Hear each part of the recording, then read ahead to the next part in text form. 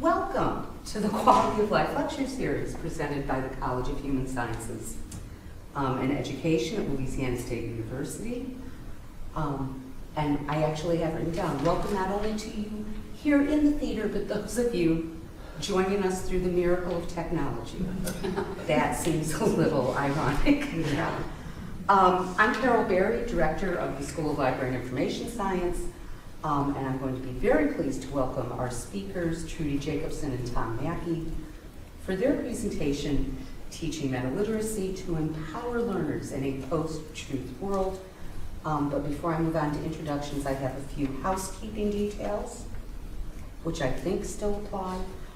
Take a moment to double check and silence your electronic devices. As you can see from the microphones hanging from the ceiling, this theater employs an active microphone system to facilitate discussion. As such, everything said in the room by speakers and audience members is amplified, and I assume will be on the recording. So don't say anything to your seatmate that you don't want the whole world to hear about. Okay. Another feature of the theater, there are outlets running underneath the seats. While those are convenient for charging devices, they don't react well to liquids, so absolutely no beverages in the room. And again, this event is being recorded. So if you have a question that you would like to ask, but you don't want your actual voice recorded asking the question, you can write it and pass it to Dr. Benoit, except he's left, so you can pass it to me even, and we would deal with that. Okay. And I do want to thank the Center for Computational Technology for giving us access to this venue. Okay. Last night someone asked me how I had made the decision to ask Trudy and Tom to be here today, which worked in lovely for an introduction. I knew that we wanted to do something about the fake news phenomena and how we can address that. So I did what anyone would do. I Googled fake news to see what would come up. And these two names kept appearing over and over and over again with this thing about a meta-literacy framework and books and articles and a meta-literacy MOOC. Their approach has been covered in newspapers across the country, on National Public Radio. They've done presentations nationally and internationally on this. So I pretty much knew that we wanted these innovative experts to come and discuss this today. So telling you a little bit about them. Trudy Jacobson is head of the Information Literacy Department at the University of Albany and holds the rank of Distinguished Librarian.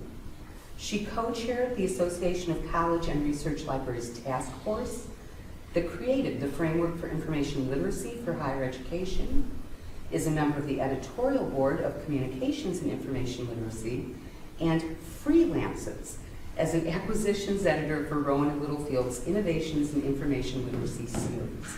And Trudy has published extensively and won the 2009 National ACRL Instruction Section Miriam Dudley Instruction Librarian Award. Tom Mackey is Professor of Humanities and the Arts at SUNY Empire State College. His research examines metaliteracy as an empowering model for innovative teaching and learning. He's a member of the editorial team for Open Praxis, the open access peer-reviewed academic journal about open, distance, and flexible education that is published by the International Council for Open and Distance Education. And he's also a member of the advisory board for Progressio, a South African journal for open and distance learning practice. So please join me in welcoming our speakers today.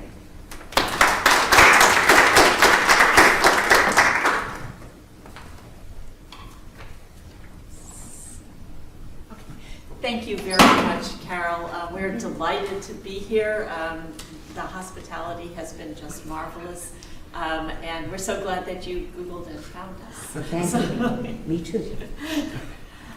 So what we're going to talk about today, sort of segmented, Tom will primarily be talking about the post-truth world. We'll be talking more about what metaliteracy is, teaching to sort of encourage metaliteracy in learners, And then at the end, a segment on information literacy, librarians, and then collaborations between librarians and disciplinary faculty members with lots of time for questions and, we hope, answers. We want to mention too that we just revised the Metaliteracy learning goals and objectives, so everyone here has a copy of that, and we just posted these via the metaliteracy.org website, and we're seeking feedback right now. So we revised these for the first time since 2014, and we want to hear your comments about it. And the presentation will include several references to the goals and objectives. And what you see here is a diagram with the attributes of a metaliterate individual.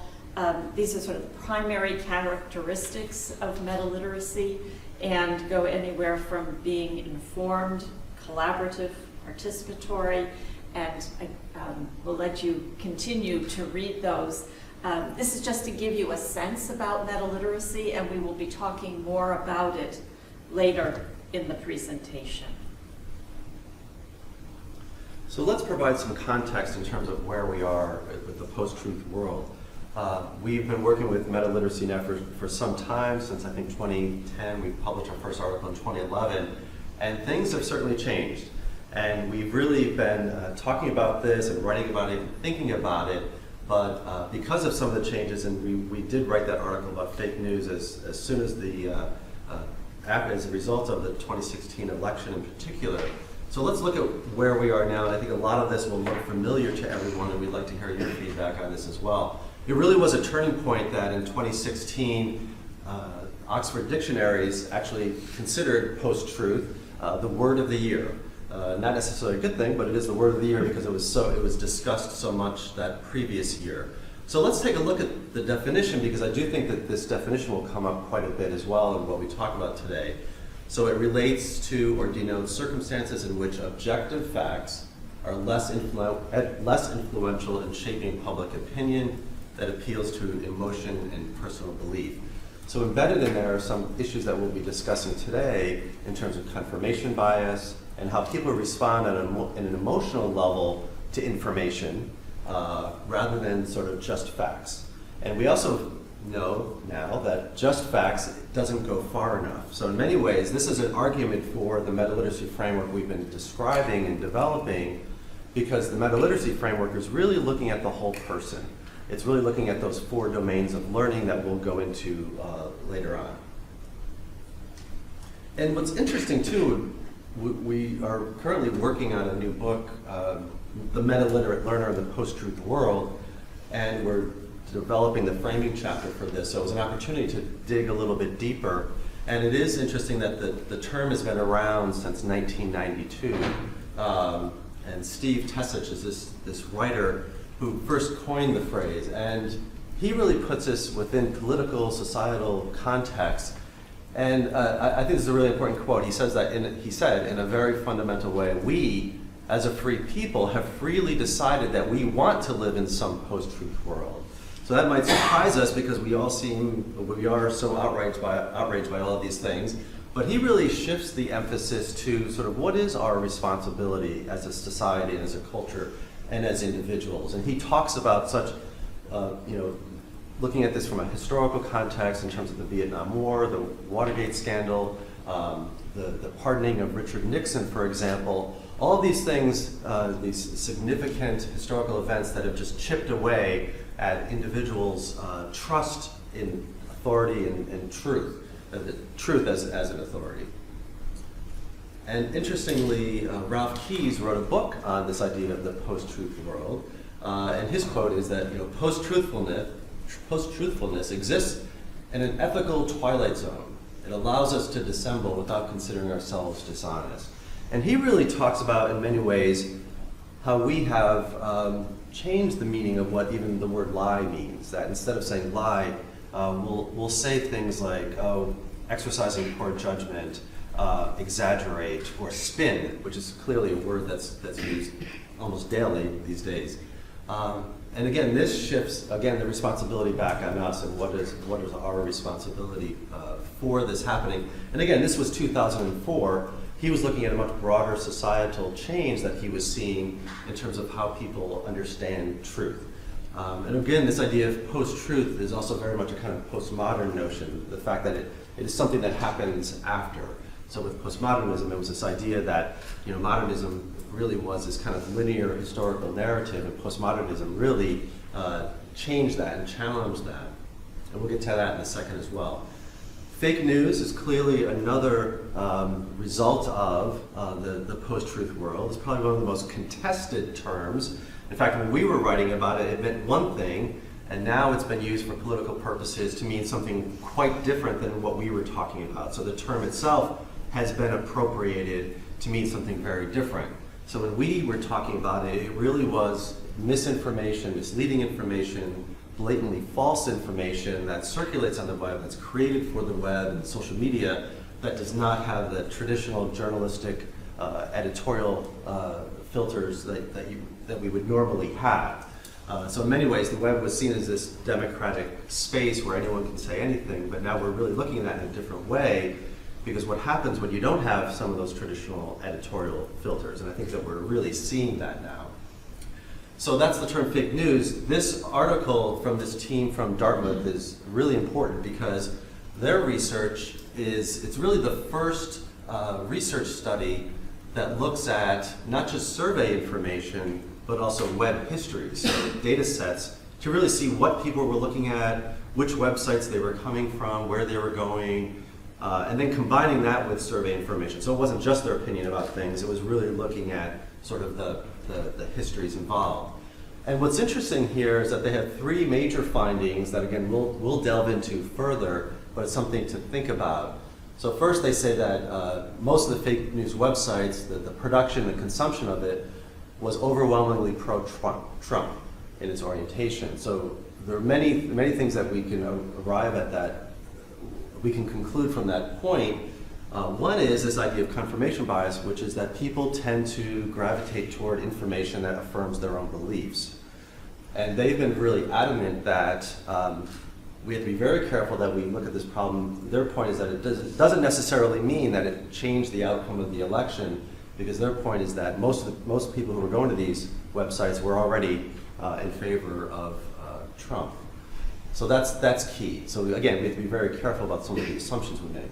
Second point, which we've been hearing certainly a lot about this last week, as Mark Zuckerberg has been in front of the Senate and the House talking, is that Facebook has definitely provided a key role in directing people to fake news. Again, not surprising, I think we all know this now, but it's really something important to be thinking about, that really was the key interface where this was happening.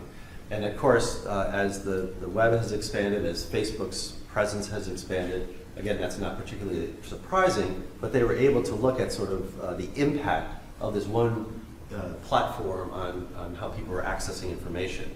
And then I think this last point, I think, is really key for us as educators, because again, it challenges what some of our assumptions would be about facts and truth.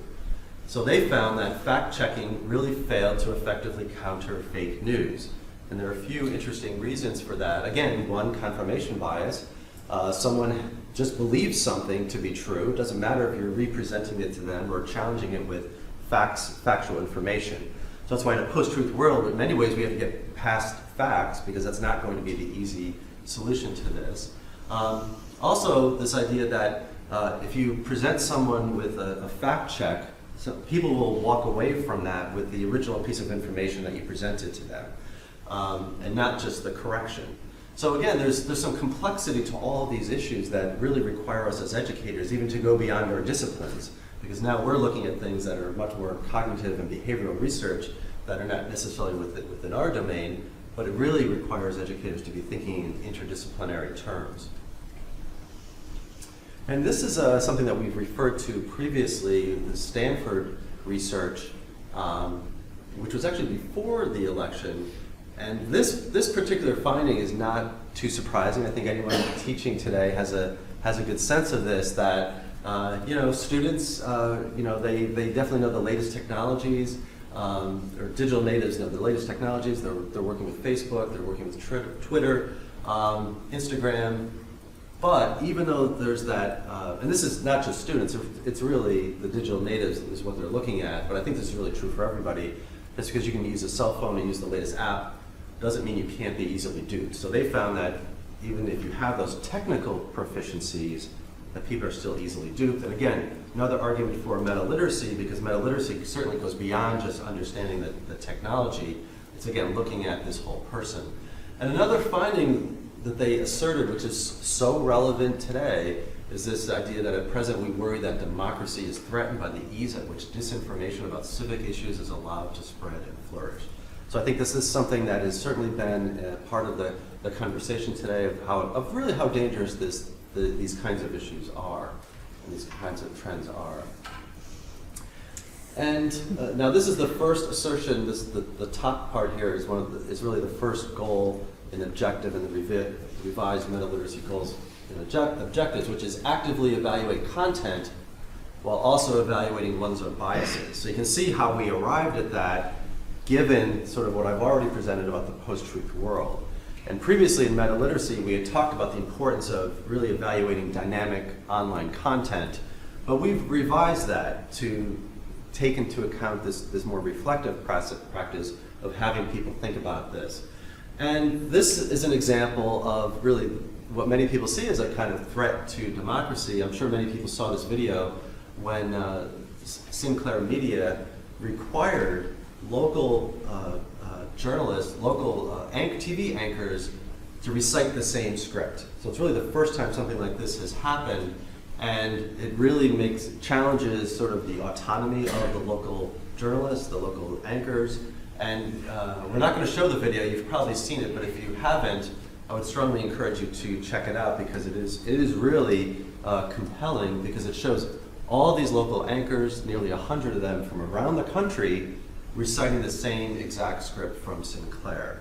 So really, and what's interesting about it, it's this whole tension between how do we define fake news, because they're talking about false information, but in many ways it's the current administration perspective that they're describing in terms of what fake news is and what false information is. So a lot of people found this very alarming, and the video, which went viral, further emphasized that point. And what's interesting about that too, I think, is that we have to be very careful that misinformation easily circulates online, but so do really valuable videos like this that critique some of the issues that are happening in the online space. Trudy's now going to talk about confirmation bias, which I hinted at, but she can go into this a little bit further. Yeah, so as Tom mentioned, he has talked a little bit about this. So our viewpoints are really a lens through which we focus on the information that we consider as valid, but also the information that we seek out and find. And evidence to the contrary really isn't considered so much.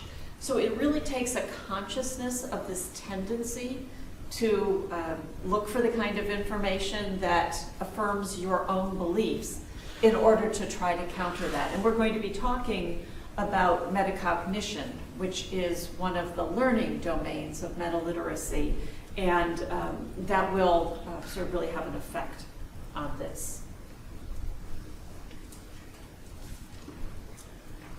And this was really an excellent piece written by Andrew Kirkpatrick, this quote here. So he talks about understanding the post-truth world comprehension and with an emphasis on empathy and understanding. So again, trying to think of how do we respond to all of this? How do we get beyond these echo chambers, which the Dartmouth group, one of my favorite quotes from that, they said that the echo chambers are really deep. The fact that most pro-Trump supporters were gravitating toward the fake news indicated that the echo chambers are really deep. So how do we get beyond that? And Kirkpatrick really talks about sort of this notion of the postmodern condition, which again is a really positive thing because it's really challenging some of these traditional narratives. But what he's saying is that then we have these little narratives that are impenetrable, where everyone's in their own little narrative, these bastions of certainty, and unable to cross the divide. We are in such a highly partisan environment right now. how do we break that? How do we get past that? Is there a way to do that? And I just like this focus on empathy and understanding is one of the starting points. And this is something that can be built into this framework, and it's the kind of thing that we've been thinking about. So when we revise the learning goals and objectives, these are some of the considerations that we have. Someone else who's out there who's been doing some really great work on fake news and looking at this from a library information science perspective is Nicole Cook. And we're very excited that she's actually writing a chapter for us for our next book on meta-literate learning in the post-truth world. And she talks about meta-literacy and meta-literate learning as a response to this. So if you look at what she's talking about, it's this emphasis on critical engagement, which has been a part of meta-literacy from the start, being able to make contributions, being able to produce information ethically and responsible, and be able to really navigate these kinds of spaces that, as she says, are riddled with fake news, alternative facts, biases, and counter-knowledge. So we really appreciate that emphasis from Nicole, and she's going to be writing about it further in our next book. That's an excellent article that I would also really strongly suggest. So this is goal number 2 from the revised Metaliteracy learning goals and objectives. And it addresses sort of a wide range of issues that are involved with engaging with all intellectual property ethically and responsibly. So issues such as differentiating between new creations and remixing, using the work of others, using that work ethically when you're remixing or reusing it, deciding upon the licensing of your own work, and the impact that will have about that it will have upon others as they're thinking about using it themselves. Conscious decisions about the information that you are sharing online, whether it's information about yourself or about others, and also following established methods of intellectual property attribution, depending upon the environment that you're working in. And this produce and share information in collaborative and participatory environments is goal number 3. And it's an important objective that we and all learners see ourselves as information producers and understand the environments in which we're doing that production so that we're doing it appropriately. And I just wanted to explain sort of the background image here. This is an image of a booklet that we produced for a very recent editathon.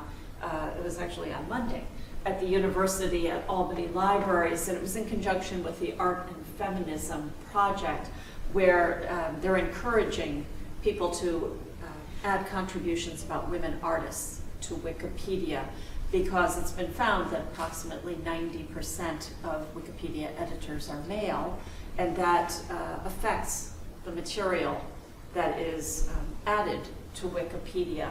And the people that we had at this event were mostly new editors, and it was really exciting to see sort of the palpable engagement as they were contributing things. Just one side note, one person had written a very nice entry on a woman artist and got a flag that this was not a notable individual and it might be eliminated. And the person who was contributing this information was really rather upset, but he sort of went forward, added some of the galleries that had exhibited her work, and was just delighted when some other sort of longtime editor on Wikipedia said, no, this is fine, and took that warning off of it. So it really showed the sort of production process and what might be happening on the other end. And we were just talking too about, there's another article that just came out this week, an opinion piece, that really shows how even Wikipedia is changing, the perceptions of Wikipedia is changing because of that community-based editorial aspect. So we have to be very careful that in these environments we just don't automatically work against sort of what were some of the original aspirations of social environments where people can create. So clearly Wikipedia still has a long way to go in terms of who's writing and editing for them. But you know, there was a time when And I think this still happens where faculty don't want students, referring to Wikipedia and it's seen as this terrible thing. But look at the kinds of community-based editorial controls that really allow that space to become an effective source for information. And it was really certainly challenged in 2005 when the John Siegenthaler hoax happened, and it really showed how easily you can just put fake information on a Wikipedia space. But then there were checks and balances that allowed that to be corrected. So it's something we have to really think about, and I think these ideas of producing and sharing information, which have been key to meta-literacy from the beginning, we continue to foreground that within this new context of the post-truth world.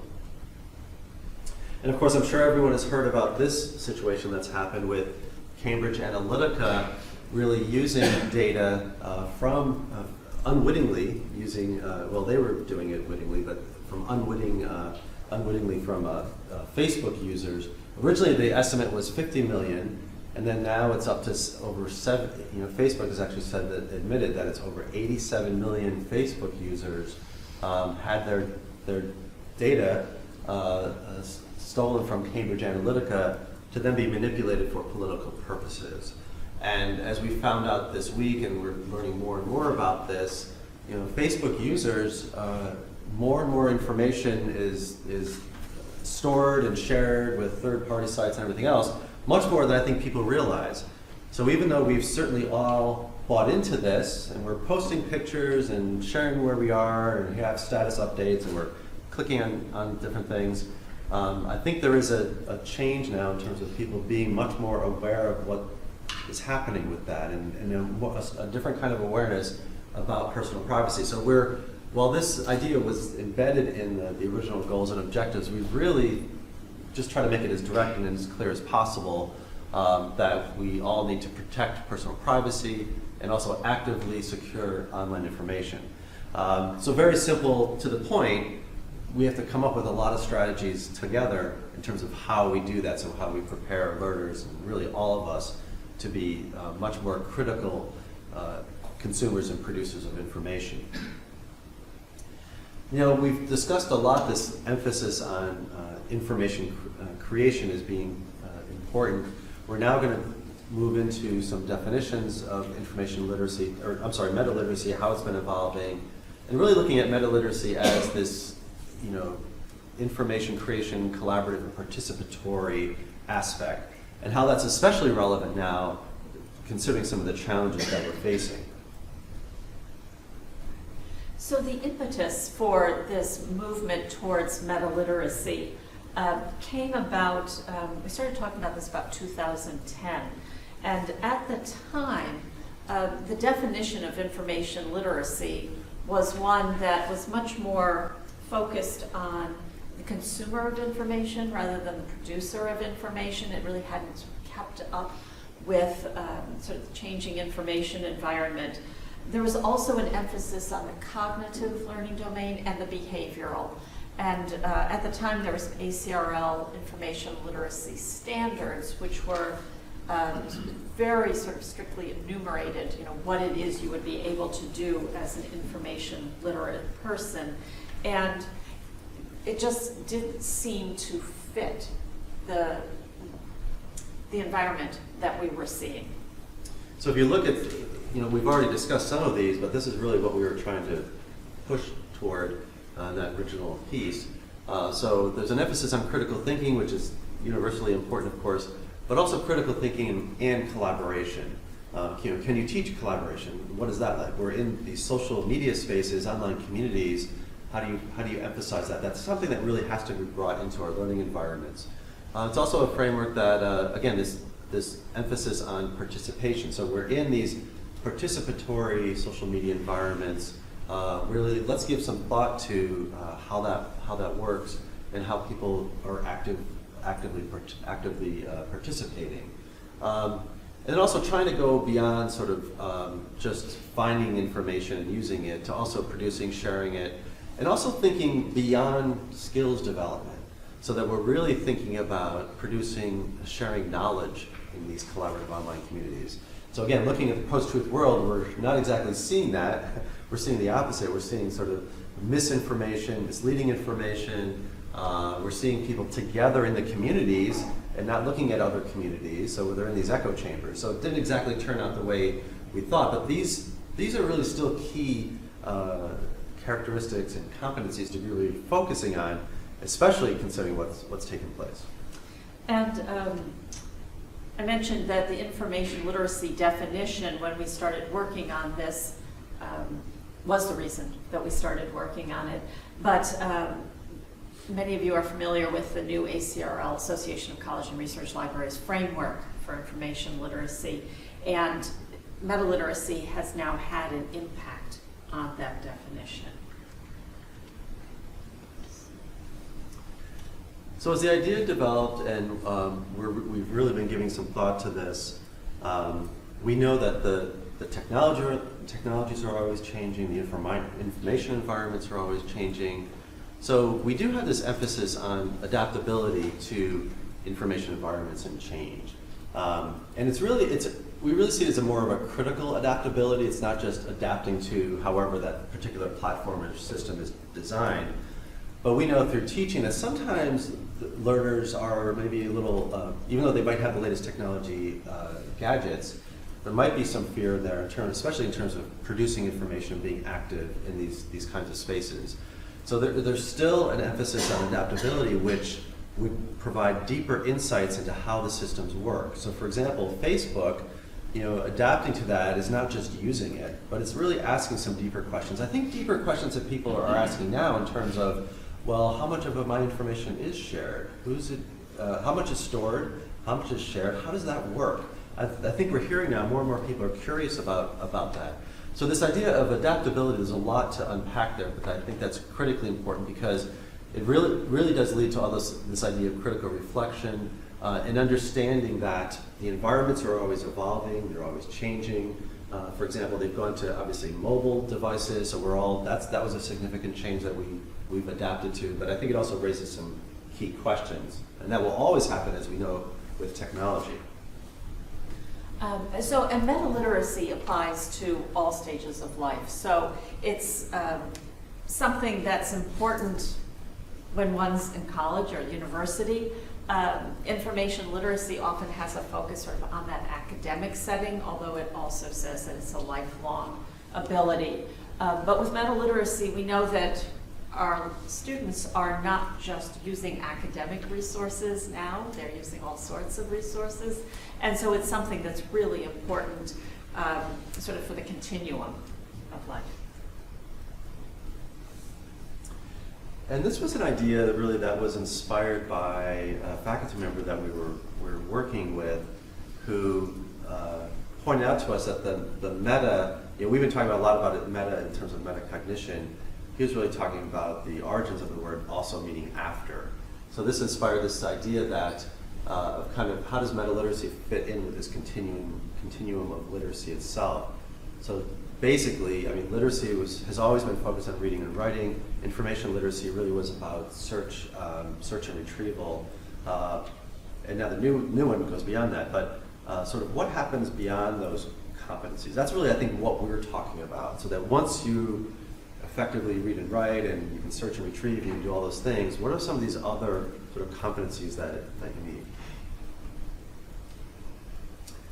And also, this is important too because as we think about metacognition, it's really thinking about your own thinking, it's about self-regulating your learning, and this idea too of empowering students to think about their own literacy. That's really where the empowerment comes in. So it's not just being actively producing, but it's also being able to reflect, to self-regulate, to understand where the gaps in knowledge occur. One of the objectives too is even understanding that through the process of failing that we learn new things, we gain new insights. It's okay to fail, it's okay to make mistakes, but that from that is really where we gain some insight. So really empowering the learners to really be thinking about that. That's not just the responsibility of the teachers, it's really something the learners should be focusing on. Now we're going to delve into this much further.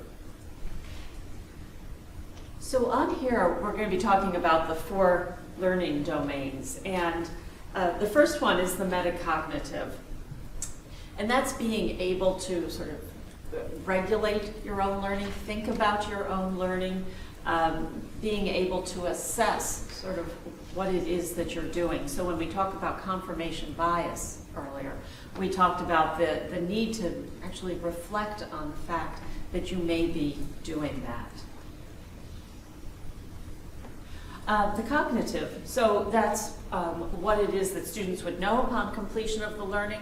That's what is often been, that and then sort of the behavioral learning domain has often been linked to information literacy. So what you know after you've been involved in these activities, how you can apply that information, which leads to the behavioral, so how you would be able to act once you've had this learning. And what we're saying is that this cognitive and the behavioral really is not sufficient. There needs to be that self-reflection, but then there also needs to be taken into consideration how one feels about the learning. So with confirmation bias, for example, you really need to get beyond your feelings that this is right and this is what I'm going to be looking up and this other information may be wrong, as well as sort of being open to doing it. So we think that all four of them are really important, sort of as a holistic look at it. So interconnections between the four as well. And here are the roles of a metaliterate individual. Students often don't see themselves in these roles. I work with students in my courses and I ask them about their information production, and they can talk about what it is they do for a particular class, a paper that they've written. But they don't talk a lot about other types of information production, and they don't really think of themselves that way. I talk about maybe what they're posting on social media. So it really requires more of consciousness, as we've been talking about, in order to do this. And so this shows a variety of things. One of the ones that I'm particularly interested in is translator, which is not necessarily a translator from one language to another, but rather from one audience to another. So it might be changing the level of the language. It might be changing the format of the information. Producer, publisher, author, being able to draw upon your own knowledge and expertise to share that with others, for example. And an author, again, going beyond the traditional modes that you would do that it's not just an author of text, it's an author of images and art projects, artistic expressions, multimedia, and really, again, providing students with the resources for doing so, and to have them think of themselves as producers of this kind of information. And on here, we just want you to take a second to think, if you teach, is there a role that you'd be interested in having your students take on? And if you're a student, is there one that you would find particularly intriguing to be asked to do within the context of a course or perhaps outside of a course?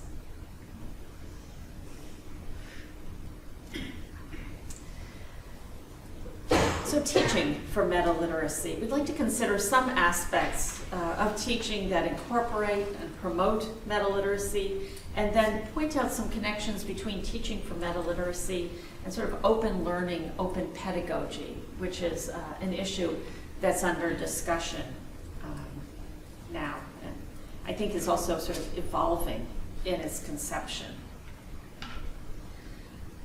So these points come from an article that Tom, I, and two colleagues wrote. We had the unique experience of developing 3 different meta-literacy MOOCs, a connectivist one, and then 2 ex-MOOCs. And then taking that experience, this article talks about it in connection with MOOCs, but we think that these points are actually much broader than in that massive open online course experience. So this idea of fostering lifelong learning competencies for self-regulation and learner agency, and I'm going to be coming back to this a bit in connection with open pedagogy. The idea of providing a supportive pedagogy for students to take on these active roles. I think one of our most eye-opening experiences was with our connectivist MOOC and a course that I was teaching for undergraduates. and thinking that they would love this ability to sort of take control of their own learning. It's online experience, so there are fewer in-person course sessions, and that was a great misassumption. The students really were not prepared for it in any way, and they thought that the idea of making their own connections meant making no connections because it was easier. So this supportive scaffolding is really important.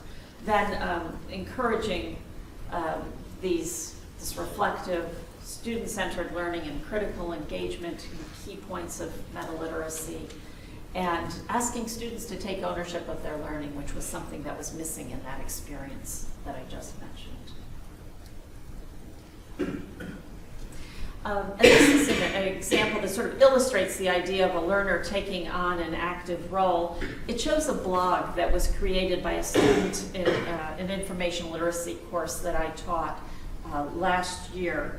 And students were asked to create something that would be available to the public in connection with metaliteracy. Some of them did some things that were really pretty basic, but this student really was much more invested in it. She wrote a number of posts.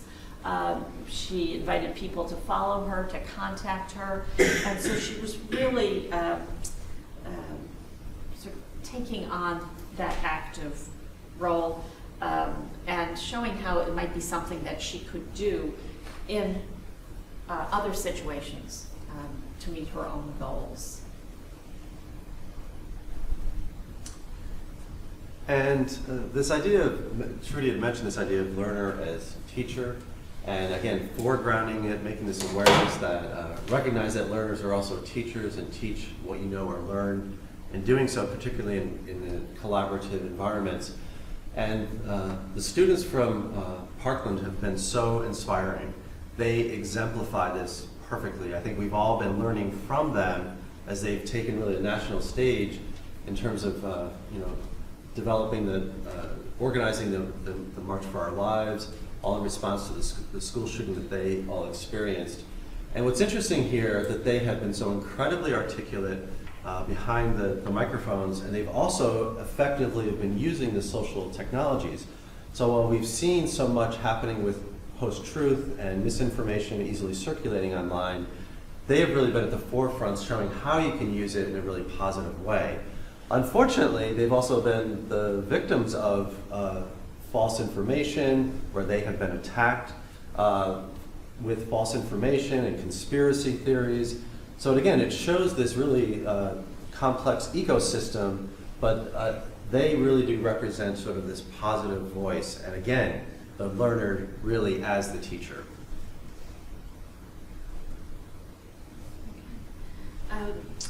So this comes from, again, the article that I wrote with Tom and our two colleagues.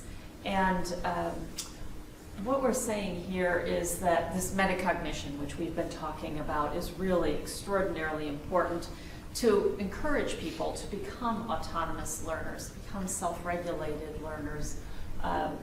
Because if they are not reflecting on what it is they're learning, what it is they're doing, they're not going to get very far in doing it. They're not going to really expand beyond where they are right now. So, talking a little bit about open pedagogy, this is something that I've been looking into in connection with something I'm writing with Craig Gibson, who I'm going to be mentioning again in a few minutes. And the idea of open pedagogy, open learning, going beyond open educational resources. We often hear about those. There's a movement for more open textbooks to save students cost. But there's really much more to it than just these open educational resources. And they do help to explode the amount of material and ideas that are available to people. But then there is the idea in open pedagogy of making connections between them and developing communities of people who are working with some of these materials. Technology is really important to this. We've mentioned MOOCs. We're going to talk about another system that helps to provide this information freely to others. but sort of networking between them. And then there is also the idea of learner agency and choice.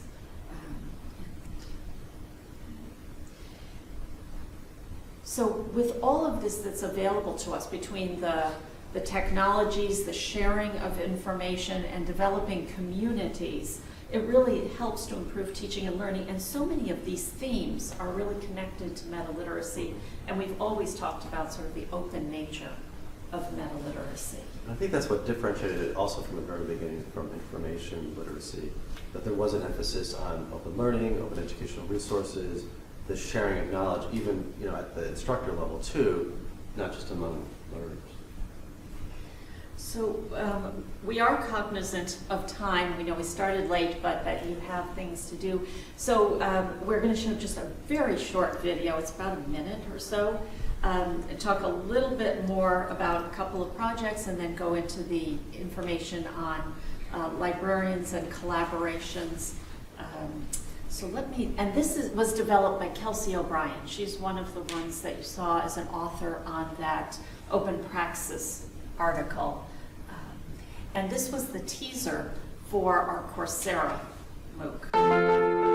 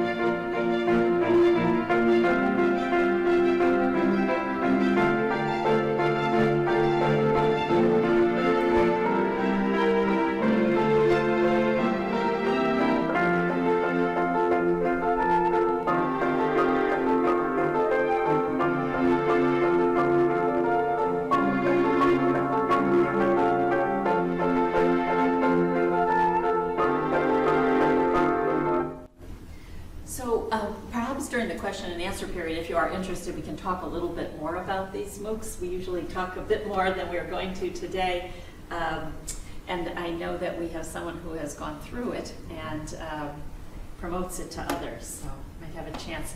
This other project that we've been involved with is a digital badging system, and it was developed from the meta-literacy goals and learning objectives.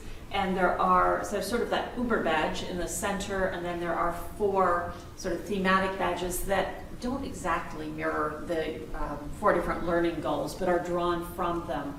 And this is a project, Tom's been involved with writing some of the content. Kelsey and I have been working very hard to implement it at the University at Albany. And a previous iteration of that has been used by about 2,000 students at the university. To enable them to learn about these topics and then to write short essays and reflect on what it is that they've been learning. And it's been used in disciplines throughout the university. So in our last section, we'd like to briefly touch on information literacy, the roles librarians plays, and then the importance of collaboration. Information literacy and meta-literacy certainly have elements in common, and particularly now with the information literacy framework that drew upon meta-literacy as well as the idea of threshold concepts. So this sort of replaced the standards that were from the year 2000 and made it a little bit more complex. And so there are 6 frames, each of which has a threshold concept at its center. So scholarships, conversation, research is inquiry. And then along with each of these threshold concepts, a frame has the idea of knowledge practices, what someone can do, and then also disposition. So here is an example of just a very brief excerpt from the scholarship as conversation frame. They also talk about what a novice learner maybe would know versus what an expert in the field would know. And these threshold concepts, sort of by definition, are ideas that are critical to a field, and once you've learned them, you really can't go back. But there's what they call a liminal period, where it's sort of difficult adjusting your thinking, moving from the way you had been operating to sort of getting it. So roles for librarians, there's lots of roles. And many of you, I think, are familiar with a lot of these, but this comes from an article Craig and I just published in Reference and User Services Quarterly, where we've been thinking too about the ideas of authority and trust and tribalism. And how do we deal with this? There's been an awful lot librarians have been doing with sort of this fake news issue, and how do you try to teach it? Tom mentioned earlier that findings show that if you try to disabuse people of something, they don't change their minds. So what we're talking about here is in connection with the information literacy framework, but the idea of coming together, bringing together sort of communities of inquiry, and these may be in conjunction with high impact learning practices, such as first-year seminars or living learning communities, but having a chance to really engage with some of these issues in a way that maybe is not happening, really having open conversations in a sort of with a sense of trust going on. And then in this article, we talk too about how one might use some of the frames from the framework with an emphasis on those knowledge practices and dispositions. Because I think we need to go in ways that are perhaps different than what we've done in the past, and something like this might be very challenging to implement, but I think we have to think big. So just some thoughts on collaboration. Tom and I have been collaborating for years, disciplinary faculty member, a librarian. We've been doing this since the early 90s in a variety of ways with looking at different things. But I think that the teaching of metaliteracy, information literacy, is crucial that both librarians and faculty members be involved, because librarians typically don't have as much time with the students, and it needs to really be integrated into the course. The analysis and evaluation of information is something that can happen with a much more strength or emphasis in a course. Tom, do you want to talk about it? Yeah, and I think this focus on sort of collaboration is so key, because it really has to be from the design of a learning environment, a learning experience forward, and not so that, the one-shot library sessions that have become so popular. And so this, if you think about all the things that could happen, it's really identifying OERs, thinking about how you would incorporate those into classes, really thinking about the instructional design piece. In our example, all the things that you've seen really have been through collaboration. So the 3 MOOCs, the digital badging system, really trying to use the emerging technologies in the way that we're talking about it with metaliteracy, so being able to adapt to it, being able to use that. But it really comes from a real collaborative approach, and even beyond us, to this whole what we call the Metaliteracy Learning Collaborative, so with Kelsey O'Brien and Michelle Ford, who've really been instrumental in helping us design these really innovative spaces. And with that, we ask if you have any questions or comments or observations. I've actually been working with the Wiki Education Foundation in integrating Wikipedia in the classroom for undergraduate students. And I wonder if there would be a good role of trying to put that also into an information literacy instruction course, and trying to have more people who are trying to teach information literacy, meta literacy skills, to make sure that they're aware of how Wikipedia functions, how those safeguards we're talking about actually work, so that they can then pass it along to other students and just keep that circle going. Yeah, I definitely think that that is important. One of my colleagues, for example, used Wikipedia's Women in Red project, which sort of identifies women who don't have entries or don't have substantive entries. And he used that as a course project where teams of students actually worked on researching these women and then adding the material to Wikipedia. And as through this process, sort of learning about how Wikipedia works, one of the things he found was that after they had done all this work and added this material, they were shocked to find that others could go in and edit it. So they sort of were starting to understand the entire process. And I think even if a course can't include that, or a one-shot session, going in and sort of showing the history, showing the sort of the conversations behind what's going in, because often students just see the screen that has the entry and they don't see what's happening behind the scenes. Well, and I think one of the things I struggled with, and looking back, I now know I have to change for future uses. I didn't stress hard the difference between essay research town versus Wikipedia entry town. That it has to be more neutral in voice. You're not making an argument, you're presenting facts. Can't do original research. Exactly. Yeah. There's a really key relationship here between the technologies and producing information and evaluating information. We're talking about at dinner last night, some of our previous experiences, and I mentioned how when I was teaching at the University of Albany, I was incorporating things like PBWiki, some of these wiki tools, so that students gained a better understanding of how the systems worked. Mm-hmm. Blogs became a requirement, like in the early days of these kinds of emergent tools. And I saw not only an empowerment that, hey, I understand how this works and what it means, but also a deeper understanding of the technologies themselves. So many students, for example, thought that Wikipedia was like Britannica, online or something, and they gained a deeper understanding of how it worked. And I think that promoting this idea that as a community of users, there's responsibilities for being a digital citizen, there's responsibilities for what you produce and share, and that we can have innovative new checks and balances. So clearly, technology has changed, journalism has changed, but let's work with the environment we have, but make sure we have some of these checks and balances so that there's a community response to this.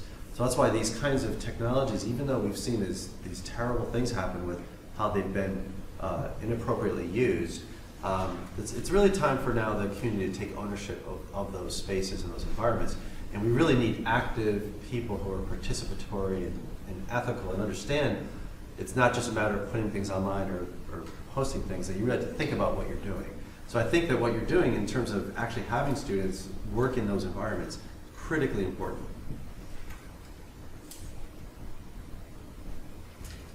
Yes. Thank you for this very interesting talk. Because in a sense, it's really related to my research that I'm working in this Center for Communication and Technology. And I work on detecting fake news spreading social media. And well, it's a popular topic in the computing field. And we see that in a sense, the quality of this fake news already surpassed in a level that humans are not easily distinguished whether it's a fake or a real news. So we look at this fake news event in multiple angles. One will be like the user level, because some users may be more susceptible to fake news, and they easily spread the news in their network. Another might be the pattern of fake news spreading because we know that fake or more emotional negative news will spread widely and deeper in a quicker time.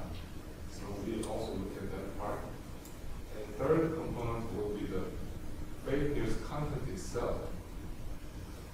And yeah, we want to identify some evidence, like some features of those fake news content. But I think it's getting harder and harder to distinguish between these fake and real. But in this kind of education for meta-literacy, I think it will help people who are more susceptible to fake news. Maybe we can change a little bit of those people to become more critically thinking about these fake news they see in social network. And this was just a comment. It's interesting. Yeah, thank you for sharing that and for the work that you're doing as well. It's so important. And I think if people think beyond themselves and the impact that it might have on others, perhaps that might be one check on what it is that they're doing. But it is so hard because if they believe, so many send things on unthinkingly. So if we could get to some of those to think.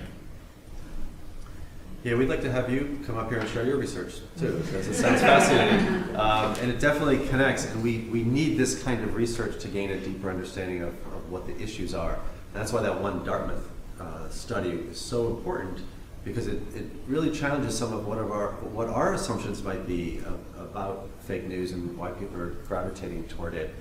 You know, another thing that we discussed, I think in terms of the network, we know how easy it is, so that's a big part of it. It's just easy to just, like something, share it, and that's a lot of what was happening in Facebook, because Facebook really enabled that. Another part of it we talk about too is like the packaging and sharing of information. That's something we discussed in the article that Carol mentioned, is that these things, you might look at it and say, this looks totally ridiculous, how can anyone believe it? But part of it is the professional presentation, because again, the democratization of the technology, it's very easy to create things, which is wonderful, but the downside of it is you can package it and make it look like something NBC News did or BBC or whatever, because it looks good, even though the information makes no sense whatsoever. But then you have this other dimension of people gravitating toward it and believing it and not questioning it because it affirms what they already think. And there's so many vivid examples of this, especially with the Russian meddling and the kinds of, they really had a deep understanding of the emotion, the trigger points that some Americans would have to seeing certain images. And they really zeroed in on those and produced these images that are totally professional looking, I think totally ridiculous in terms of what the content conveys, but not to someone who thinks that, or to someone who believes in a particular conspiracy theory. The whole Pizzagate thing and some of the ways that Hillary Clinton was visually represented in some of these fake news sites, it just affirmed what a lot of people wanted to believe. So it's really want to hear more about your research and some of the excellent points that you made. And it shows too why there has to be a complex response to it, because the issues are so complex. It's not just presenting the facts.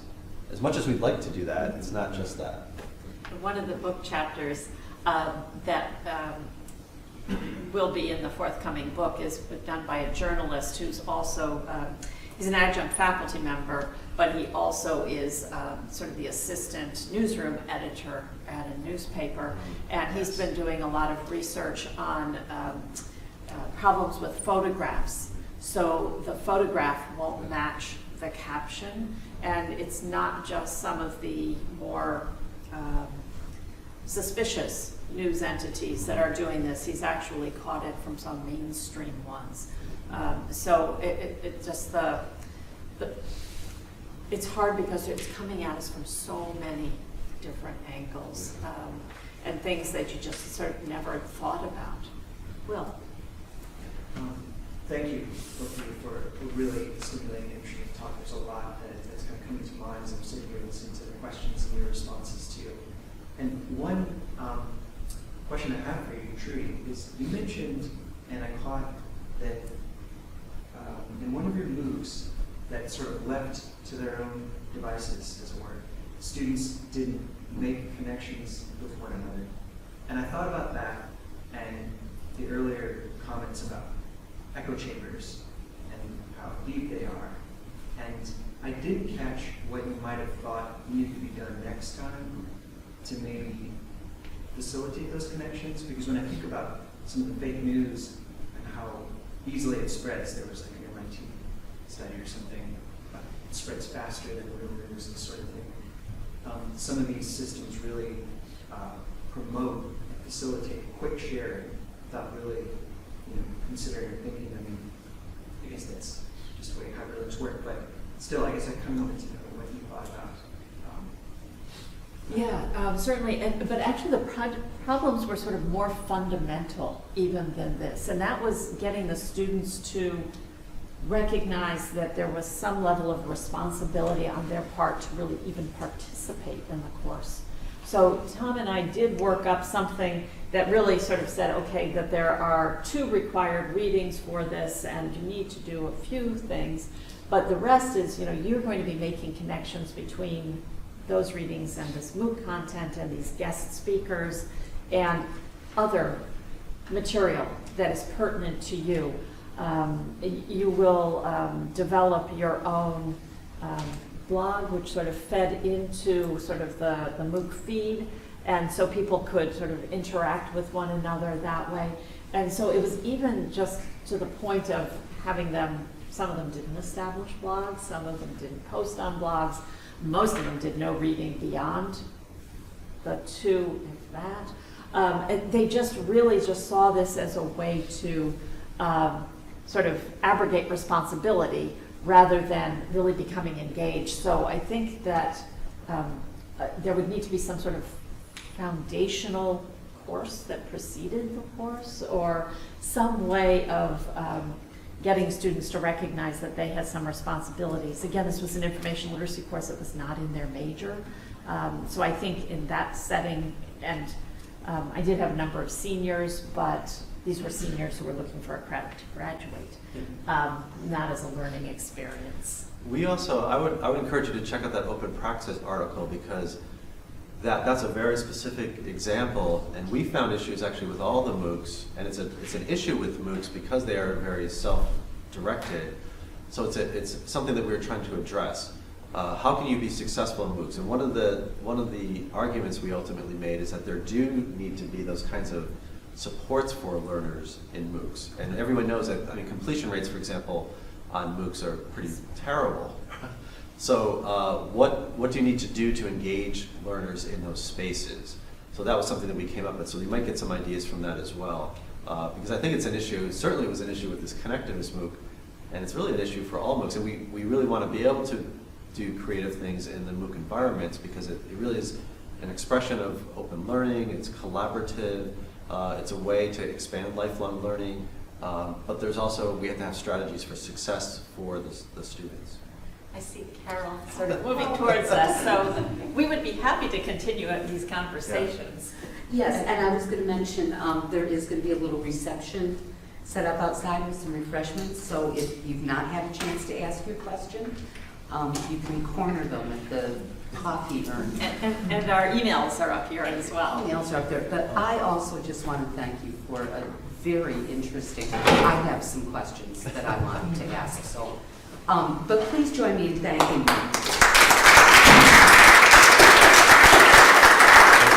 Thank you for coming, really appreciate it. Everyone's been wonderful, so thank you very much.